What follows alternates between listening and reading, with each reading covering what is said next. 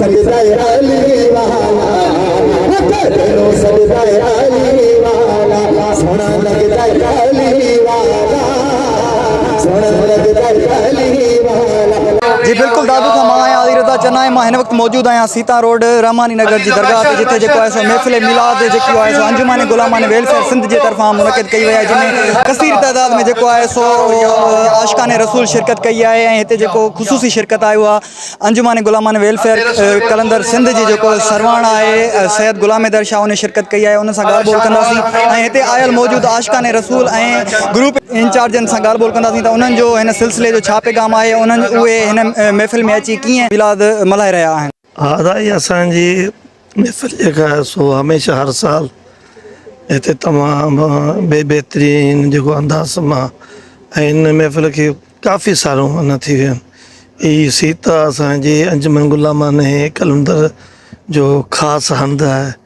हिते ॾाढा प्यार वारा आहिनि दोस्त आहिनि ऐं हमेशह हिते ख़ूबसूरत महफ़िलूं थियनि थियूं। हिते मोहिबान ऐं मुस्तफ़ा हिते जेको ईंदा आहिनि ऐं ॿियो असल में अंजुमन जो असांजो मक़सदु आहे त असांजो नौजवान जेको आहे ऐं उहो कुझु जेको हालतुनि जे करे कुझु माहौल समाज जे करे थोरो राह खां भटकी वियो बि आहे ऐं भटके पियो।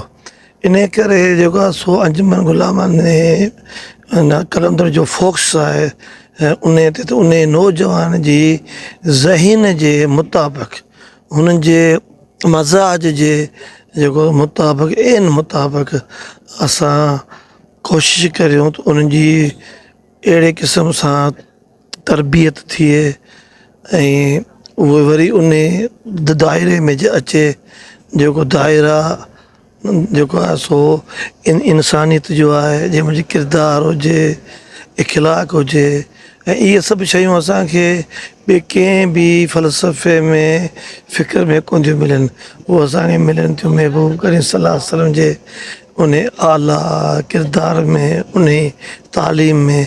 उन करे ऐं हमेशह असांजे बाबा साईं आमदली खां वठी साईं मोहिब साईं आमदली खां वठी ऐं हींअर बि जेके असांजा हिते दोस्त उनजी बि इहा जेको आहे सो आहे कोशिशि त महबूब करीम सल्लल्लाहु अलैहि वसल्लम सां मोहबत कजे, उनखे वेझड़ाई थिए।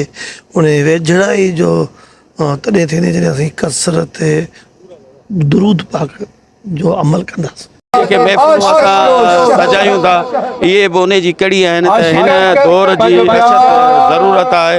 हिन महफ़िलनि में उहे दोस्त ईंदा। हीअ महफ़िल जेका आहे निजात आहे आख़िरत जे लाइ।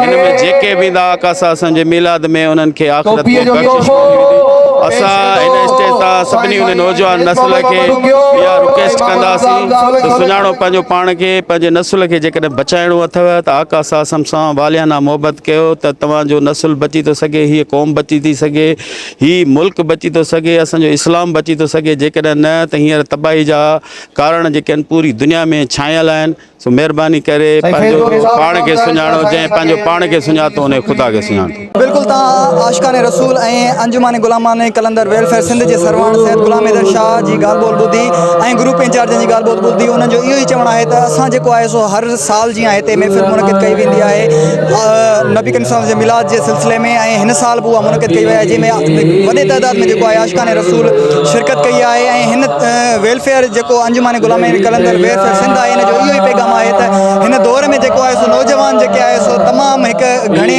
ग़लति रस्ते ते वञी रहिया आहिनि। उन्हनि खे नबी करीम साहिब जी मोहबत में आणे ऐं उनजे इश्क में आणे उनजी मोहबत सां नौजवाननि खे पैगाम ॾेई सघिजे ऐं सिधी राह ते आणे सघिजे। अली रज़ा चना इबरत न्यूज़ दादू।